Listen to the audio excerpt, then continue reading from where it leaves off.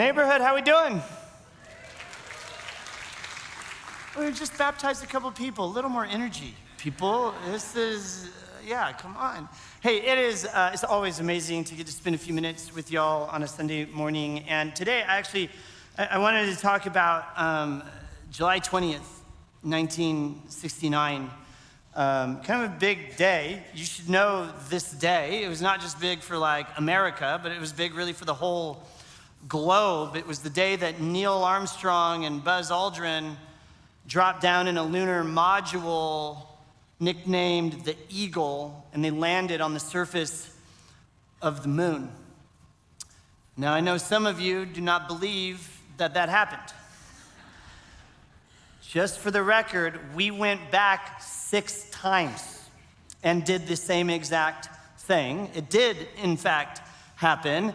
And as they approached the surface of the moon, Armstrong realizes that the autopilot is not going well. It's steering them straight toward a crater filled with boulders the size of a car. They can't land there. And so he takes it off autopilot, puts it in manual control, and he's now flying sideways across the surface of the moon, looking for somewhere, anywhere flat enough to land, but they're close enough to the Earth. Sort of the engines are blowing up all the space dust. There's very low visibility. Mission control isn't saying a word. They would later say they didn't want to distract Armstrong, and they also didn't want to hear him crash if that happened either, right? And then eventually, Armstrong does find a place flat enough to land with just 30 seconds of fuel left. He lands safely on the surface of the moon, and the famous call comes out. Houston, Tranquility Base here. The Eagle has landed. And when they stepped outside, Armstrong and Aldrin, they can feel their hearts pounding. In fact, we know that their hearts went just from stepping out onto the ladder, their heart rate jumped up to 150, 160, just kept rising. And I get why. I mean, one breach in their suit. I mean, there's no oxygen on the moon. There's temperature shifts of 250 degrees either way, cold, hot. One breach in that spacesuit, they're dead. They're dead. And they finally get onto the surface of the moon, and Armstrong immediately, he just scoops up some space dust, puts it in a little pouch, and he called it his just in case. Just in case something went wrong, and they couldn't take any moon rocks or anything else, they'd have at least something to take back home with them from the moon. And they spent 2.5 hours on the surface of the moon. And after they do this, they climb back in, but then things go not as planned. See, Aldrin, he brushes past a button on the control panel, and it's a pretty important button. It's the button that starts the engine, and he breaks it off. And now they don't know what to do. But Armstrong has this amazing idea, and he finds a pin, just a plastic pin. I don't know why they had that on a lunar module. And he shoves it where there was a switch. He just shoves it in the hole. And he starts the engines. And they go home. The engine fires, right? Humanity comes home from the moon. I mean, I just think about that, right? I mean, one broken switch, one plastic pin, 30 seconds of fuel. I mean, that's all that was existing between mission success and mission failure. I mean, it's an incredible picture to me. It's an incredible picture to me of just how fragile our life is, how fragile all of human life is when we're cut off from a source that's sustaining us. I love the story of Armstrong and Aldrin and their moon landing, because for me, it just serves as a reminder that we can have the best training, we can have the absolute best technology, we can have the most brilliant, disciplined, capable people on the planet, and still, they need something beyond themselves to survive. For all the training, for all the technology, for all the courage, Armstrong and Aldrin couldn't live on the moon for 1 second without being connected to something that kept them alive. The fuel, the oxygen from their spacesuit, the warmth and temperature control it provided, the pressure control their suit provided, communication, all of it. They needed it all. Yes, they were explorers, but they were also utterly dependent on a source of life that was outside of themselves. Everything they did, the giant leap, every careful step, was only possible because they remained tethered to the systems that sustained them. And I tell you that story because honestly, that's us. It's us. Because spiritually speaking, we are all walking around in a place we weren't built to survive on our own. Life can be hard, cold, dark, lonely, silent. In fact, Jesus himself even said, I promise you, in this world, if I can promise you anything, it's this: you will have trouble. Life is going to be hard. And yet so many of us behave like we're on the moon without a module or a spacesuit. We're trying to make it on one breath, living as though we don't need to stay connected to a source that can sustain us. See, what those astronauts needed to survive on the moon is exactly what we need to live a full life here on earth. We were never designed to function in this place all by ourselves. We were designed to be connected to a source outside of ourselves. We were designed to function connected to our Creator, not to live independently of our Creator. Jesus, we could say it like this maybe, is the oxygen for our souls. The one in whom one early Christian leader, quoting a Greek philosopher, said this, that Jesus is the one in whom we live and move and have our being. When we try to go without him, we slowly suffocate.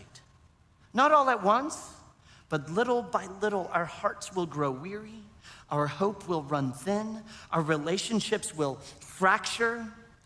It's like we're walking around with a broken spacesuit on, convincing ourselves we're all good, all fine, all the while life is quite literally leaking out. But the good news, and the core message of Christianity is that God didn't stay sort of off in a distance in some other orbit, watching us just sort of grasp for air down here. No, the core message of Christianity is that our Creator came for us. In Jesus of Nazareth, the divine entered our atmosphere and put on a suit with us. He became one of us so that we could once again be connected to our Creator, share in his life with him. A life that will fill us and sustain us. Now, if you're just joining us, we're actually wrapping up this morning a teaching series that we've been doing for a few weeks that we call 30 Words. And essentially, the series, the big idea is that it's just our attempt at summarizing the core message of Christianity that Christians call the gospel, or the good news message of Jesus. We just want to summarize that message in 30 words. And we think everybody, if you're here and you're a Christian or you're here and you're not a Christian, we think everybody should be interested in these 30 words because Jesus, after all, is the most interesting person that has ever lived. I mean, you can't even argue this point. It's just historically a fact that Jesus, his life changed the trajectory of human history. He's inspired and empowered millions of people to live more loving lives.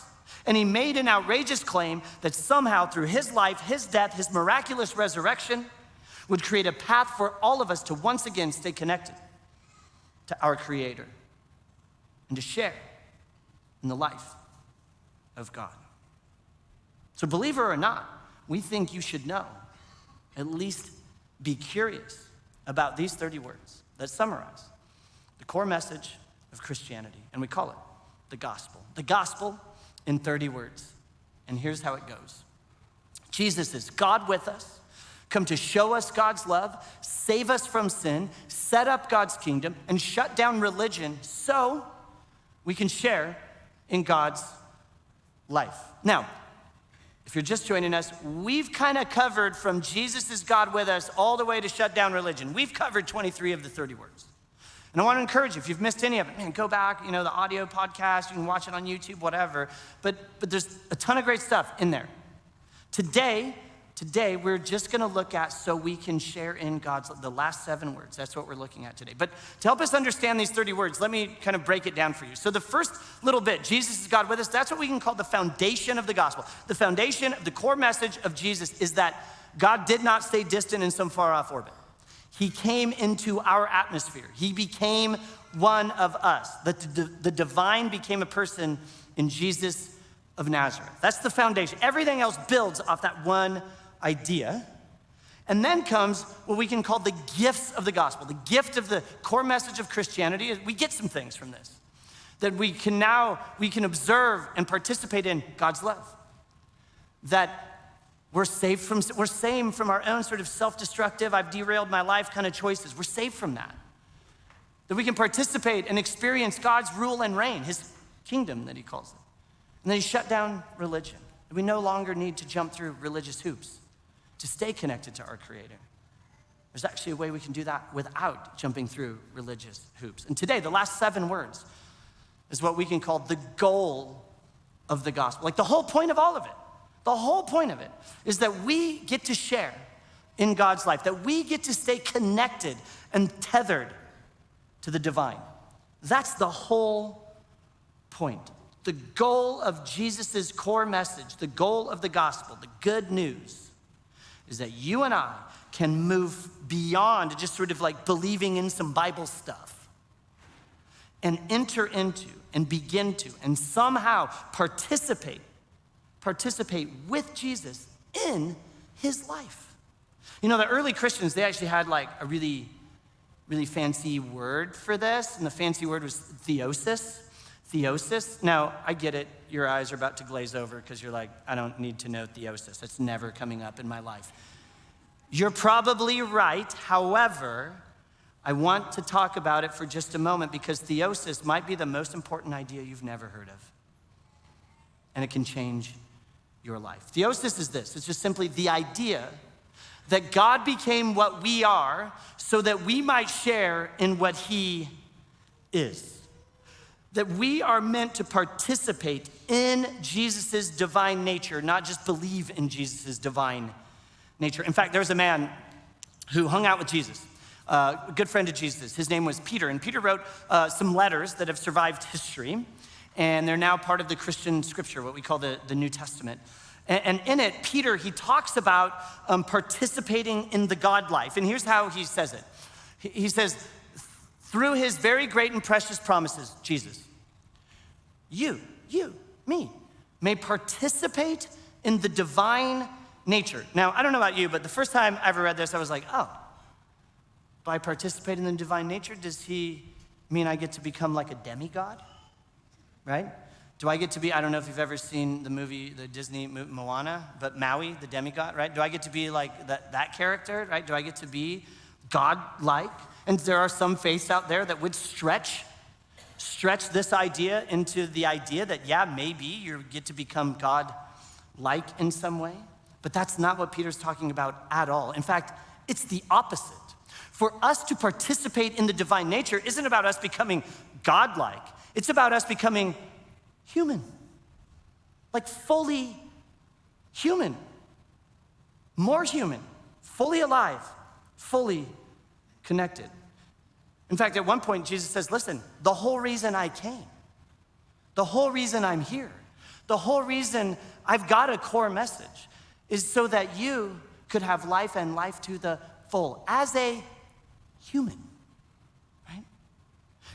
And Peter recognizes this, and he's just letting us know, listen, you in fact can't be fully alive and fully living out your potential unless you're fully connected, unless you're participating in Jesus' divine nature. And I think that intuitively we kind of know and kind of understand what connected and unconnected kind of feels like and looks like in our lives. Like we've experienced that. You've experienced disconnection. You know what that's like. I mean, it's those of you in here that are high achieving. I mean, you're a high achieving professional. You've climbed the ladder, you've earned the promotions. I mean, you're there. And yet, there's something hollow about it, and you can't necessarily talk about it or put words to it, or you just kind of know it. I mean, you're successful. You are successful on the outside. But there's a sense that you're suffocating on the inside. Or it's the parent who's present. You're at every game, every recital, every school event, but emotionally, you're checked out. You're going through the motions because you just don't have anything to give. Or it's you last night at 1 a.m. You can't sleep, everyone, and you're just scrolling. You're just doom scrolling, you're checking out everybody else's highlight reel. And in the same moment, you're feeling like overstimulated and completely empty at the same time. I mean, disconnection is sort of having everything you thought you wanted and still knowing something's missing and you don't know where to go get it. And that's the kind of feeling you get when you're cut off from a source of life that's bigger than you and beyond you. And we don't collapse immediately. We just slowly sort of deflate like there's a leak in our spacesuit. I mean, everything's still functioning. You're still fine. You're still moving around. You're still checking boxes, and you look great on the outside. But somewhere deep inside, you know you are slowly running out of air. But the good news is, and I mean, this is the core message of Christianity. This is the gospel. That you can move from disconnected to connected. And some of you know what connected looks like.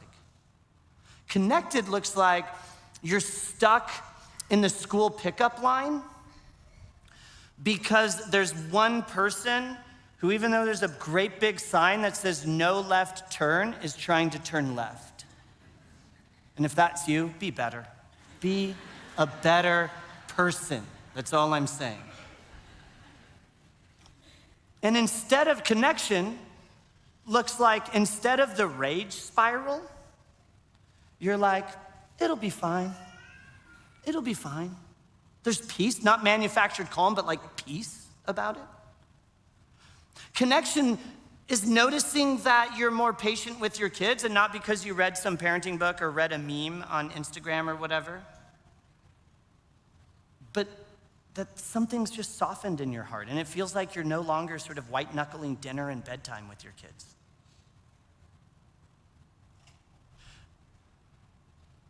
Connection means you're having a hard conversation with a coworker or a spouse or a partner, whatever.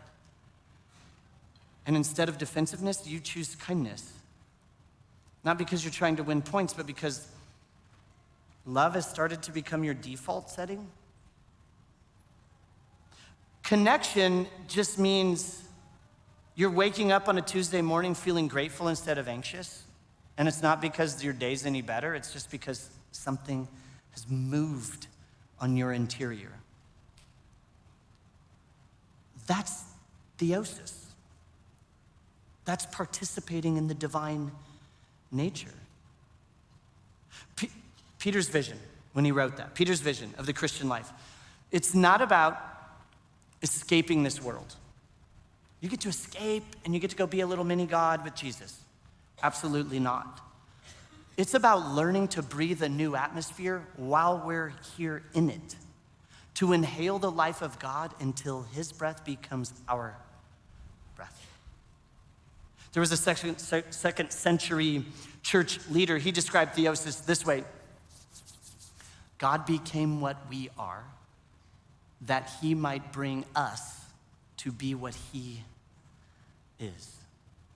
Think of theosis as like a family reunion. It's like kind of heaven and earth coming together. It's God closing the distance between creator and creation. Or it's like a homecoming, this long-awaited moment where we get to take our spacesuit helmets off and realize we're still somehow breathing. Because through Jesus, God isn't like patching a broken suit. He stepped inside of one to join us in our fragility, our fear, our longing, and he's filling all of that with his life. And now we get to walk through a very strange, challenging world. Through the traffic, through the work meetings, through the laundry piles, through the hard conversations, knowing that we can have the air of heaven in our lungs. And now because of that reality, we get to live every moment, every conversation, every meal, every breath tethered to our Creator, to divine love. Because sharing in God's life isn't about escaping this world. It's learning how to live in it well, sustained by something, someone greater than ourselves. The goal of Christianity, the core message of Christianity has never been about, I just need to believe in Jesus and then I'll get to go to heaven when I die. That's ridiculous. That's not the core message of Christianity. Just like the goal of a spacesuit wasn't to get the astronauts off the moon as fast as possible. No. The goal of a spacesuit is to help the astronauts live on the moon, even if just for a few sacred hours, in an environment they otherwise couldn't live in. That's what the life of Jesus does for us. It's not an escape hatch from earth. No. Us connected, tethered to Jesus, that's him giving us the capacity to live a full human life, fully alive, fully present, in a place that often feels sort of spiritually airless. When we stay connected to Jesus, who is our divine life support, love becomes the oxygen for our souls, allowing us to be transformed and unlocking our potential as people. And if everything I've just said is true, the next question is then how? How do we stay tethered to Jesus? How do we stay connected and let the air of heaven fill our lungs? I mean, how do we do that? I mean, what does it look like? I mean, what does it look like after church at lunch with some friends? What does that look like? And I think it's a great question, and it's a question that Jesus, in fact, deals with. One of his best friends, arguably his best friend, a man named John, actually records what we call today, like Bible nerds will call Jesus' farewell discourse. So it's a series of teachings that Jesus gives before he's sort of done, right? And so this is, and in his farewell discourse, Jesus talks about staying connected to him. And he uses like an agricultural image and metaphor to help us understand it. And we should get that. We live in Central California, right? Fruit basket of the world. Ags all around us. And Jesus looks at his friends. One of the last things he's going to say to them, and he says this, I'm the vine, and you're the branches. I think we get that, right? Jesus is saying, I'm the vine, as in I'm the source of life, and you and me and all of us, we're the branches. We're the ones sort of invited to come stay connected to the vine. And we know this. The thing about a branch is that it has no life apart from the vine. It doesn't grow fruit just simply because it's trying really hard to grow fruit, right? It has to stay connected to the vine where it can be nourished and sustained and strengthened. That's what the vine does. And Jesus is suggesting, what's true of the natural world is in fact true of your spiritual world. It's true of those who stay connected to me. Jesus continues and he says, if you remain in me and I in you. And this word remain, it's an interesting word. Remember, John doesn't know English. There is no English to know. John is writing and recording this story in Greek. And the little Greek word meno, that we translate remain, means to stay in one place, to dwell, to make your home in. The idea being, and it's for those of you that are homebodies, you will love this idea.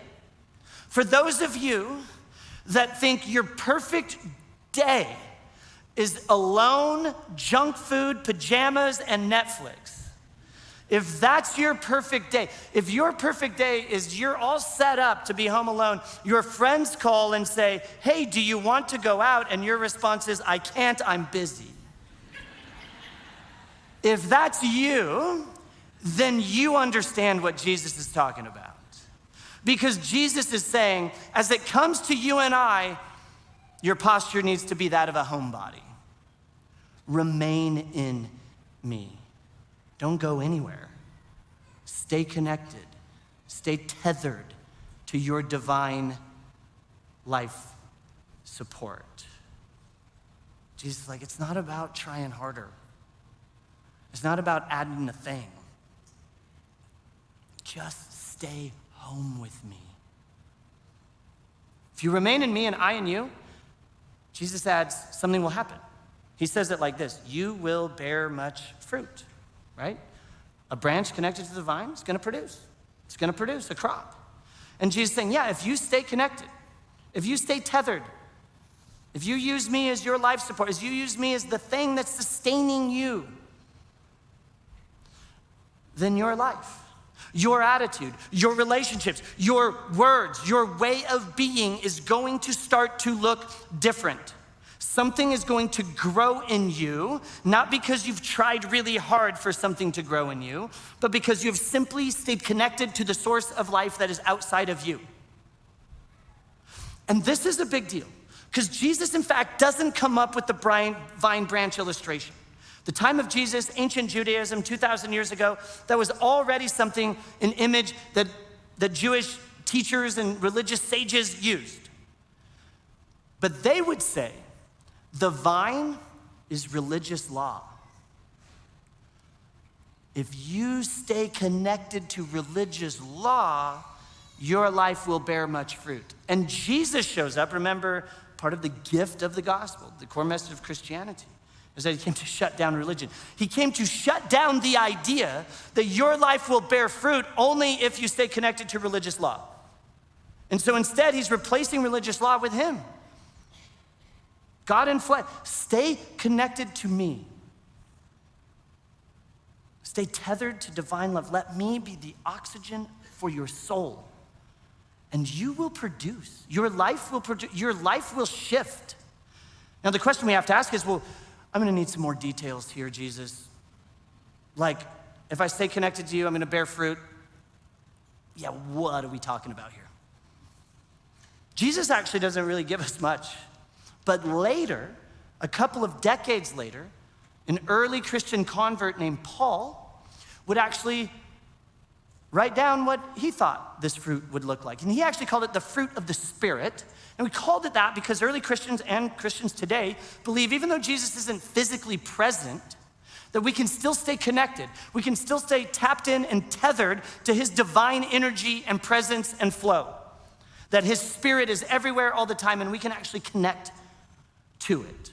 And so Paul says, listen, if you stay tethered, if you stay connected to Jesus, then your life will produce fruit. And this fruit looks like love, joy, peace, forbearance, patience, kindness, goodness, faithfulness, gentleness, self-control. That's what's gonna grow. Stay connected to your divine life support. That's what grows. Not because you tried really hard to be loving, but because something shifted and grew inside of you because you were breathing in the oxygen of heaven. That's the argument being made here. Staying connected to that vine, and you will grow. Remain at home with Jesus, and love and joy and peace and patience and kindness and goodness and faithfulness and gentleness and self-control. That's what will grow. That's the fruit you will bear. Again, it's not a complicated image, right? Think of an apple tree. It's not like straining or sweating to grow apples. It just stays rooted to its life force and its life flow, and apples are produced. The same is true with us and Jesus. Stay connected and love begins to show up where there was anger.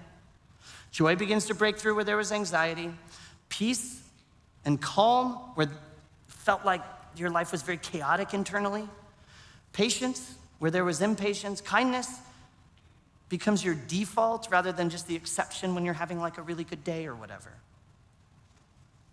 Now, if you're here and you're not a Jesus person, doesn't that just sound good? Isn't it worth exploring? If there's a possibility that you could stay connected to divine energy that would change your life in such a way that you became more loving and patient and had more self-control and you were, who doesn't want that? But then Jesus makes a really crazy claim. He says, listen, apart from me, you can actually do nothing. To which we gotta say, that's not true, Jesus.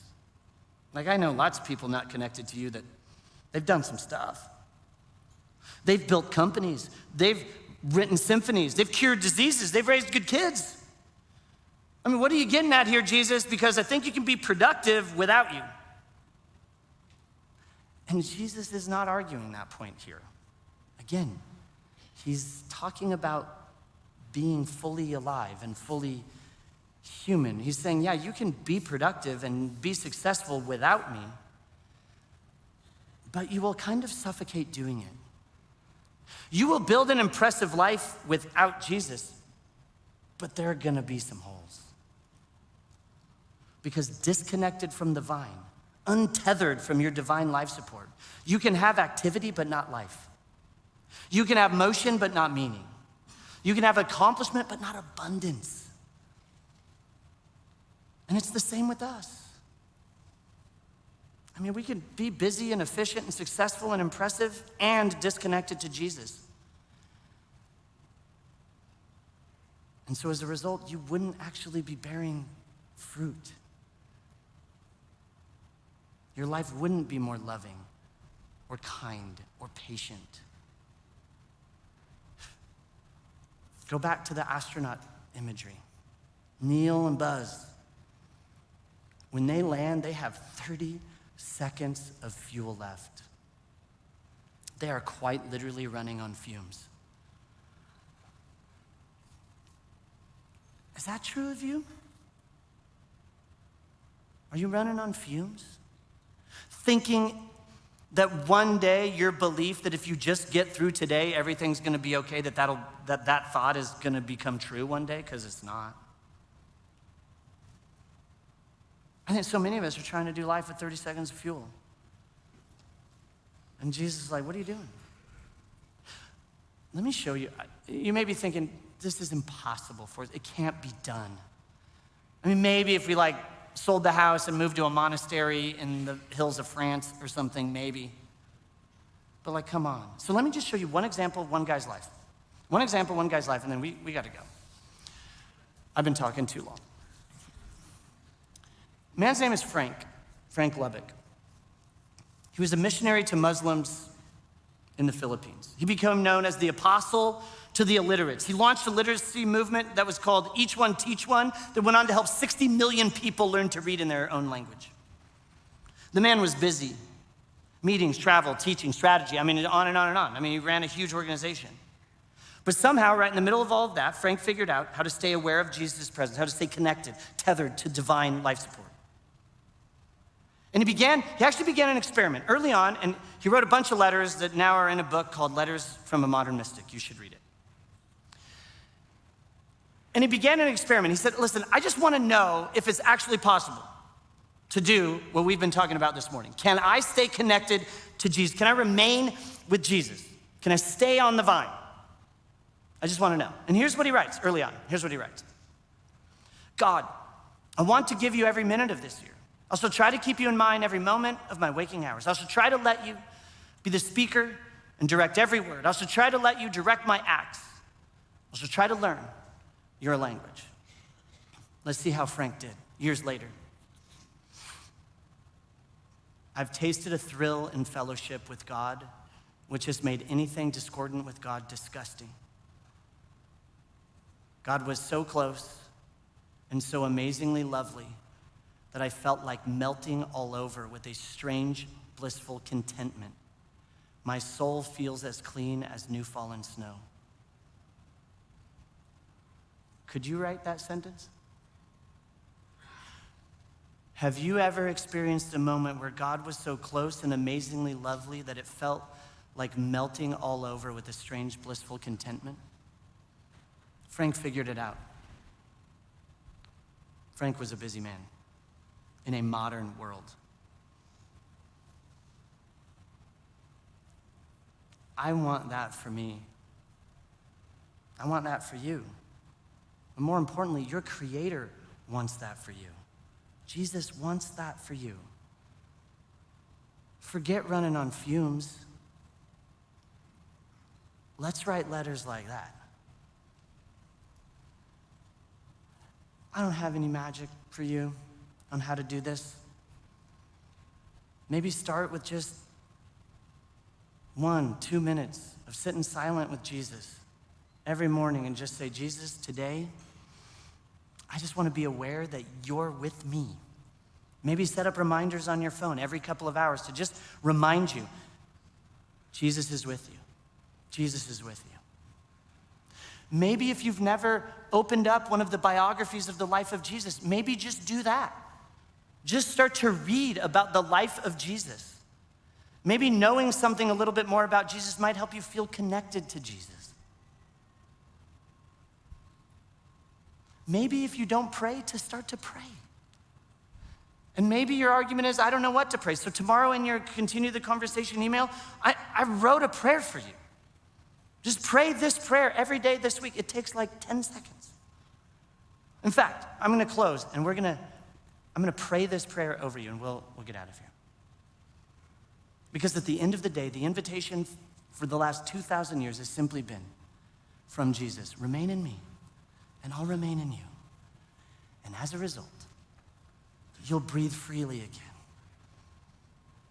And something will grow inside of you, something will shift in your life. You won't be on fumes. Your life will be more loving and patient and kind and controlled. Something will grow, something will shift when you stay connected to divine life support. Let me pray this over you. Jesus, I want to stay connected to your presence. I really want to see you, not through old traditions, not through what culture says about you, but to see you as you truly are. The same Jesus who walked this earth with humility, who sat with the broken and loved the forgotten, and who still chooses to redeem and restore today. Help me see you clearly, follow you closely, and live in a way that reflects your heart. Amen. All right, you guys, have a great rest of your week. Prayer team will be up here, and guests are next lounge. We'll see you later.